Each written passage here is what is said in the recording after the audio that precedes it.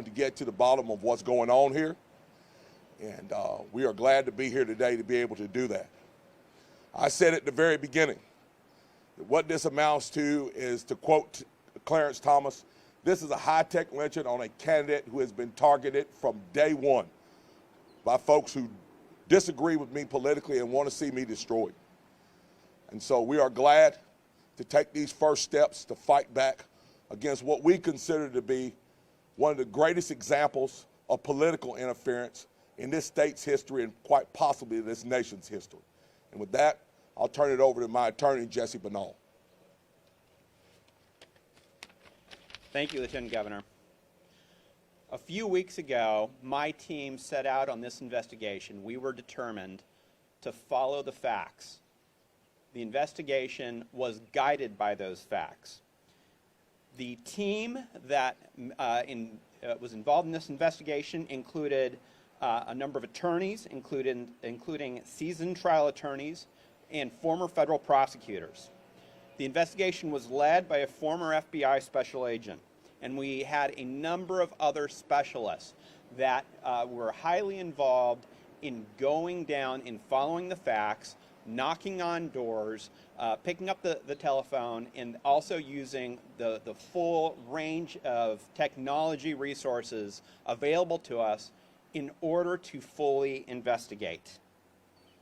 The lawsuit that we filed today is the first step, the first fruit of that investigation.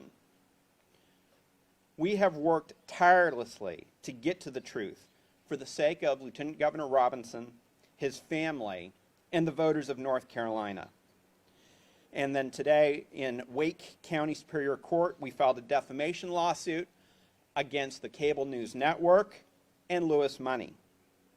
That lawsuit lays out the effort to, as the Lieutenant Governor said, use a high-tech lynching in order to interfere with North Carolina's 2024 gubernatorial election. We expect to find that there are more bad actors that have been involved in this process to interfere with the election, and there is more to come. And let me say this. There have been those that have tried to interfere with our investigation by stonewalling. And to them, I will say that we will use every tool at our disposal now that a lawsuit has been filed, including the subpoena power, in order to continue pursuing the facts. And you will not be able to hide behind stonewalling. We will get to the truth. I'll be happy to answer any questions. Is the lawsuit on behalf of Lieutenant Governor Robinson or the campaign or both? As of right now, the plaintiff in the lawsuit is Lieutenant Governor Robinson. So are you seeking cease and desist orders? Are you seeking damages? For a defamation lawsuit, you seek damages. We are seeking $50 million in damages for the reputational harm that has been done to Lieutenant Governor Robinson's good name. In the course of the investigation, what have you come out? I know you've denied the story from the beginning, but I mean, factually, have you been able to prove that? Yeah. What our investigation has shown so far is that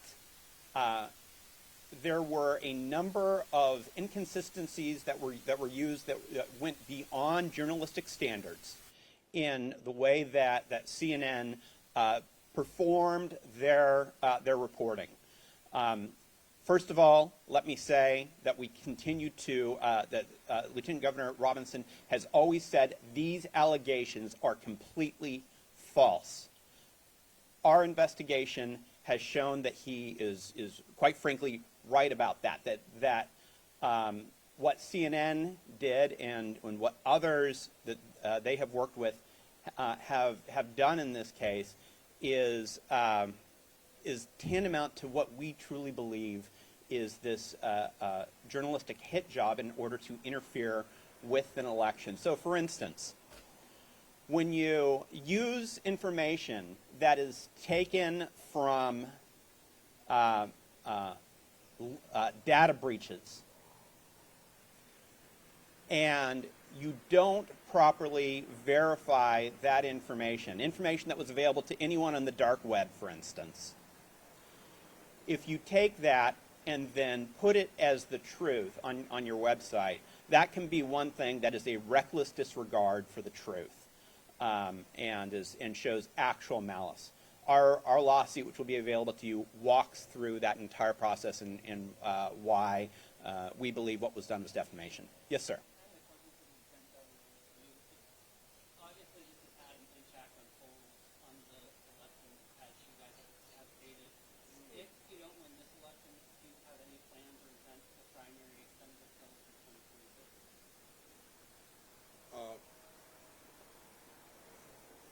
Well, you know, polls are one thing, but we're still campaigning, and we're making 5 to 7 stops a day, and every place we go is filled to capacity.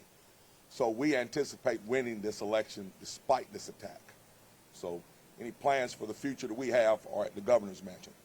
And as for the verification for this election, Senator Tillis has called for y'all to provide any evidence. We've seen 6 men who said Robinson visited a porn store in Greensboro. You guys say they all lied. CNN was able to have biographical details attaching the username to the Lieutenant Governor. Politico found an IP address that showed it was near Robinson's home. These people have left the campaign. 4 people have left the office. You guys say these allegations are all false. 26 days later, can you produce any evidence related to this? Yeah, that's what the complaint is. The complaint is a rundown of our evidence. But let me say really clearly, when they say, for instance, biographical data, or where they say other things that might be consistent with the way that he's known to talk and that he did talk at the time on Facebook, an open Facebook account. That is simply nothing that is compelling that CNN has brought forward for information that is nothing more than data breach information that could come from anyone at any time. The lawsuit walks through every single, or not every single one, much of the information that we have found so far in this process, and there will be more to come. Let's remember that your average federal investigation into something like this would take months and months, if not years. In 3 weeks, we have already put forward compelling evidence that CNN failed to use journalistic standards in the way they have interfered with this election. And once we have subpoena power, once we have discovery, there will be even more that will come forward. Reporting is said is not true, that Lieutenant Governor did not make any of these posts. Yes, we are alleging it is false, and that's what our lawsuit says. When will the earliest for discovery? When can we expect discovery? That's something that's up to the court system. We are moving as fast as possible to get answers to this question, but of course there is a litigation process. Have you been in contact with any of the editorial staff over at CNN, any of the reporters that were involved, the editor that oversaw the publication of the story, or what has been your contact with her? We have asked CNN for retraction. They have declined to do so. We have asked to be able to examine the data that CNN used in their reporting. They have declined to give us access to that information. They have declined to show their work in how they arrived at these conclusions. And so we, in this process, have and will continue to try to get to the bottom of it. But that's one of the importance of the discovery process is that we will now be able to get a number of pieces of information from CNN and from other third parties through the discovery process. So who's behind this hit job? Who's behind this hit job? There are a number of other parties that we believe that will be able to come forward within time to show the breadth of people who have decided to engage in this high-tech lynching. But I'm not going to do what CNN did by using guesses to put those names out there right now. What we are going to do is continue our investigation in a professional way. And once we have the solid information, then that will be part of our lawsuit. Are you finding any evidence to suggest so far that this is some kind of AI deepfake to backdate these posts on the site? Or are you simply proving through this lawsuit that they have inadequately proven the evidence to back up the claims in the story? They haven't given us any information that would allow us to know any of that one way or another because, again, we have asked for them to be able to show their work, for us to be able to do an audit of the resources that they've used. And the fact that these posts were taken down off of the relevant website so soon after the reporting, and the fact that CNN hasn't come forward to allow that full audit of their information has made that difficult so far, which is again why the discovery process is so important. The Twitter account that was cited by CNN in this report only started in, I believe, September 2018, but the reporting actually cited posts from before that from that handle. And if you go and you look at that Twitter account now, it appears to be, honestly, it looks like a 4chan troll account, but it points to Josh Stein's website. Do you have any comment on that? I think that these are all great issues that we will continue to look at. And you're exactly right. There's a number of the technological issues of these cases, and everything from Twitter accounts to IP addresses and everything that right now don't make sense. And that is why our investigation is continuing. And that is why we think as more and more information comes out, it will become more and more clear that this is nothing but the high-tech lynching. You said this is a defamation lawsuit, but you keep bringing up this term of election interference. You're saying that CNN tried to interfere in the gubernatorial race. Can you elaborate a little bit on what that entails on your part, what you believe that means? Absolutely. So defamation is the publication of false statements. The election interference here shows is one of the things that can show actual malice in a case. When in a defamation case, when we have to show that something was done with an organization that knew the information was false or made it with a reckless disregard for the truth. Election interference provides the motive there for them to do that, which is why this is very much an election interference case. So you're saying that a global news organization is conspiring with a third-party outfit to throw an election which was already looking like this person was not going to win? I'm saying that a left-wing media outlet is going to do everything they can to stop this man from being governor because they know that this man has an ability to connect with voters in a way that quite frankly scares them. And they don't want him to be involved in politics at any level. And so that's, I think that's what we've seen here. What are the allegations in this suit against Lewis Money? You mentioned he's one of the defendants in which you filed. Yeah, the allegations are also that Lewis Money and his activities were also defamatory, and the lawsuit will lay out everything in regards to Lewis Money. You said that there is a list of people that you believe to be involved. Is that outlined in the complaint? There's a number of people involved. Right. Is that outlined in the complaint? The investigation is ongoing. We don't name every single person that we believe to be involved at this point because that would be irresponsible. And we are not going to go down the same trap as we believe CNN has done, for instance, and get ahead of ourselves. But we do believe, and our investigation has led us to believe that this is the tip of the iceberg. This is not by any stretch of the imagination the end.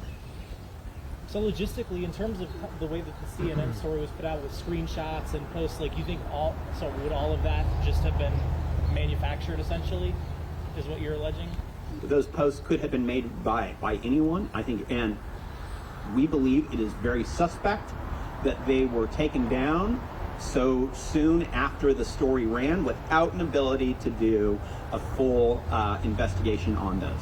And let's remember, this is something that the allegations here are of a supposed event years and years and years ago. One of the things that our FBI investigator brought up to us is how much more difficult this is than doing a regular FBI investigation, because if somebody brought this to the FBI, they would say, there's nothing we can do here, it's past the statute of limitations, and so they wouldn't even investigate it. Because when you have to go back, over a dozen years in order to look at information, in order to prove somebody's innocence just based on spurious allegations alone, it makes it very, very difficult, which is why I'm particularly proud of our team and in just the few short weeks that we've had this, how far we've been able to go to show the falsity of this story. If your proof is so good, why aren't other Republicans standing with you? You're by yourself. We stand with the voters of, or the Lieutenant Governor Robinson stands with the voters of North Carolina. Our job is not to go convince politicians or bureaucrats. This case is for the courts. We're going to go make our case in court. This case is for a jury. How much money is this all costing, and who's putting up the money for?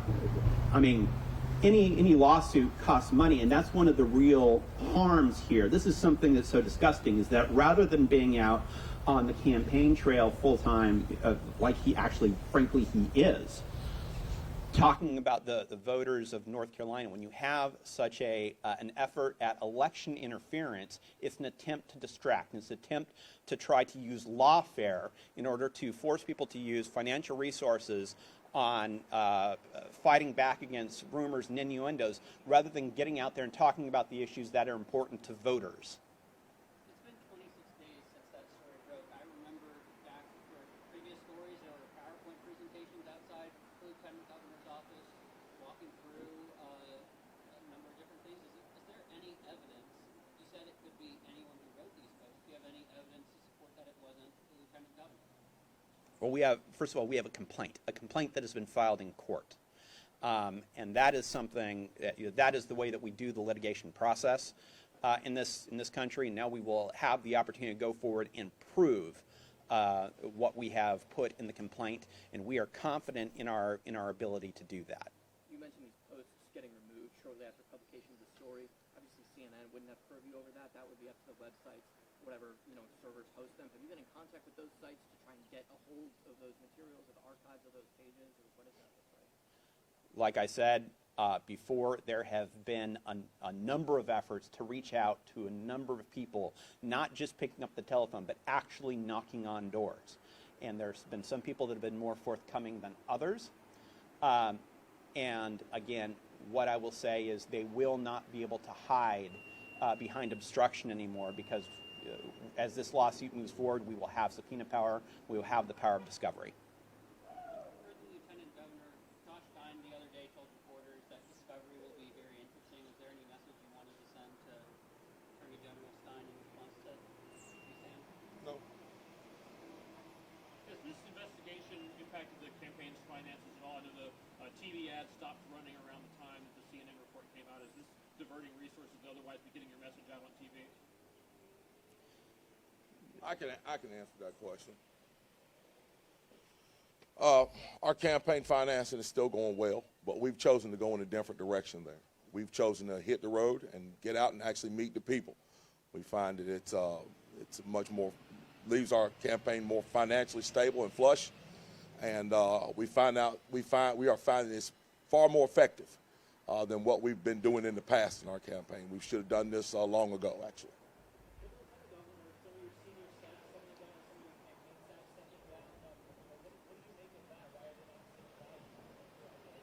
Well, I can tell you this. There was a time when one of your news outlets characterized me as a Klansman in a cartoon. And I stood on that porch and held a press conference. And when I did, there were very few people that stood behind me on that porch. Very few. There was my wife and a few others. You know, when times of trouble come in this thing we call politics, it separates the strong folks from the weak. The weak will turn and run, and the strong will stand and fight. And that's what we're doing here today. We're standing and fighting, regardless of who turned and ran away from us, regardless of who doesn't believe us, regardless of who does. We know what the truth is, and we're ready to stand and fight. Those who are not, we're not worried about them. Of course, we know that CNN can, of course, refuse to show you the sources for the First Amendment reasons, right? Where does the First Amendment stop and defamation begin? Where are you making that argument? That's an excellent question. Defamatory speech is not free speech. You do not have the right to go around lying about people. You do not have the right to go maliciously attack people with falsehoods in order to affect an election. The source material we're talking about isn't necessarily only from individual sources, but even the technological data that they collected in this process, to be able to allow us full access to that to get to the truth. We are the ones using the First Amendment in this case to go bring this case in not only the court system, to the voters, to get to the truth. Obstruction will not get in the way. Again, it's very important to remember that there is a huge difference between freedom of speech and defamatory lies. Thank you all very much for your time.